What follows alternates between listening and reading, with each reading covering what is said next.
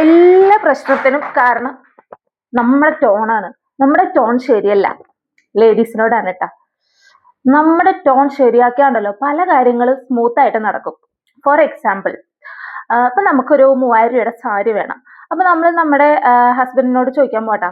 Husband ഇരിക്കുക. അപ്പൊ ആളുടെ ചോദിച്ചു, അതെ എനിക്ക് ഒരു 3000 രൂപയുടെ സാരി മേടിക്കണം, ഇന്ന ആളുടെ കല്യാണത്തിന് കൊടുക്കാനുള്ളതാന്ന് പറയും.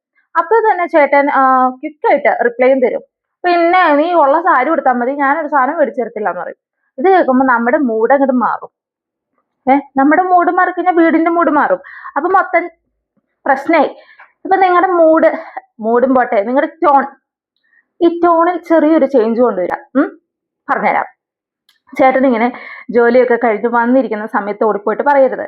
ചേട്ടൻ വന്ന് റെസ്റ്റ് ഒക്കെ എടുത്ത് കുറച്ച് റിലാക്സ് ഒക്കെ ആയി സെറ്റ് ആയിട്ടിരിക്കുന്ന നല്ലൊരു സമയം ഉണ്ടാവുമല്ലോ. ആ സമയത്ത് ചെന്നിട്ട് ചേട്ടൻ്റെ അടുത്ത് ഇങ്ങനെ ചെയ്യും, ചേട്ടാ ഞാനൊരു സാരി കണ്ടായിരുന്നു, എനിക്കത് ഇഷ്ടപ്പെട്ടു, ഇത്ര റേറ്റ് ആണ്, അപ്പൊ നമുക്കത് ഇപ്പൊ മേടിക്കണോ? മേടിച്ചായിരുന്നെങ്കിൽ എനിക്ക് ആ പരിപാടിക്ക് കൊടുക്കായിരുന്നു. ഇപ്പൊ ചേട്ടനിൽ ക്യാഷ് ഉണ്ടോ? ഉണ്ടെങ്കിൽ അത് എടുത്താലോ? ആ ഒരു ട്യൂണിൽ ചോദിക്കാം. അപ്പൊ ചേട്ടൻ പറയാം, ഇപ്പൊ എന്താടി നിനക്ക് ഇഷ്ടപ്പെട്ട് നിനക്ക് എടുത്തുകൂടെ, നീ എന്തിനാ എൻ്റെ അടുത്ത് ചോദിക്കണേ എന്ന് ചോദിക്കും.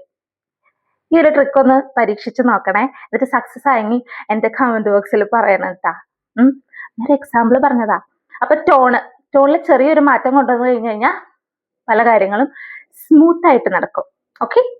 അപ്പൊ ഇതുപോലെയുള്ള നുറുങ്ങ് പൊടിവിദ്യകളൊക്കെ എൻ്റെ കയ്യിലുണ്ട്. വേണമെന്നുണ്ടെങ്കിൽ എൻ്റെ അക്കൗണ്ട് ഒന്ന് ഫോളോ ചെയ്ത് വെച്ചാൽ ഇതുപോലെയുള്ള പൊടിക്കൈകളൊക്കെ ഞാൻ പറഞ്ഞുതരാം.